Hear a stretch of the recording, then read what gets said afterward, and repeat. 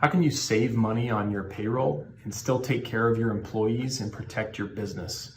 That's the question that business owners are asking themselves right now, and rightly so in light of the coronavirus crisis right now. So it's impacting every industry. I know revenues are down maybe a fraction or even down to zero for some of our friends in the retail business. So it's obviously something that you've thought of. I hope to give you a few ideas and maybe some pointers on how to deal with a couple different groups of people in your business, that being salaried employees and hourly employees, or salaried is exempt employees and then non-exempt employees for hourly. I want to give you some ideas and some thoughts to consider with your leadership team first, and then to take it to your employees. So obviously make sure you're on the same page with any of this with your leadership team before you take it to the large group. So we want to have a team meeting of some sort, whether that's on Zoom right now or FaceTime or Google Hangout. That may be the best place, but I can tell you that your employees, they see that orders are down. They see that house calls are down if we're a service company. They see that clients are requesting a lower level of service right now to preserve cash for themselves. So they're asking and they want to know how does this impact them? How does this change their life? How is it going to impact their day-to-day, their household? So let's communicate very openly and honestly with them about that. Let's meet with the leadership team first and just everybody get on the same page about it is better for everyone to sacrifice a little rather than a small group to sacrifice a lot. So we don't want to cut 25% of our workforce and just get rid of them and everybody else just goes on about their business. We would rather everyone sacrifice a little, get through this time period. We don't know if it's going to be 2 weeks or 2 months or 6 months, but then come out on the other end stronger, come out in a better position, come out more unified as a team, better communicators and all those things. So the two groups of people that we're going to talk about then are salaried employees and hourly employees.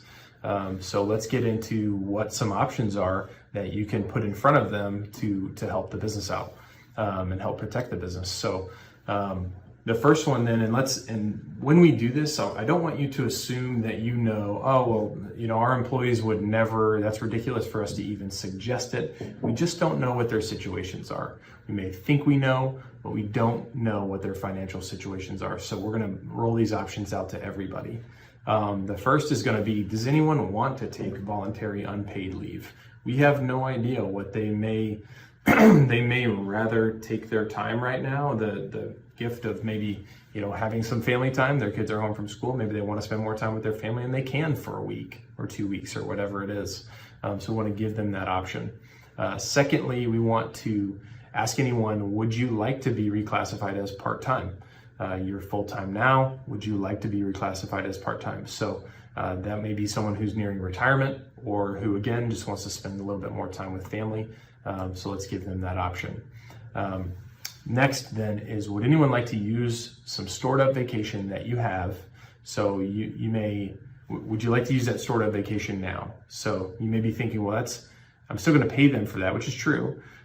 So this may require you to be in a little bit better cash position, but later in the year, it's going to save you cash then.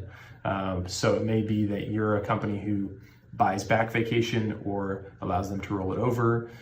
So you're going to save that from happening in the second half of the year. Also, they would be present because their vacation, they would have already used it, most or all of it. Then the second half of the year, when things rebound, is then they'll be present and you'll have the production then at full speed. So the next question for them is just, how much of a salary reduction can you take? Or if it's an hourly employee, how low can we take your hours and keep your household where it needs to be? So let's ask them that question as a group. They can get back to us individually. You don't want obviously people answering that as a whole, but the expectation is that everyone's going to sacrifice a little. So I'd ask them what kind of reduction can they take in salary or in hours. And again, there are nuances to each of these, so we need to keep things in consideration, like what happens to benefits. How can we make sure that we are compliant with the Fair Labor Standards Act? So if you have questions, you can reach out to us. We're happy to answer them with regard to that. So then the last option obviously is going to be termination. So you may terminate them with or without a severance. You want to make sure you go about that the right way. But they may be able to go find temporary work somewhere else. Amazon is hiring 100,000 people, they said. So they may be able to go find temporary work and then come back when things come back for you as a business. So again, just to recap, we want to communicate very well with our employees. We want to make sure that they understand that we know the seriousness, and we need to do this do this as a team. So communicate well. Secondly, everyone's going to sacrifice a little.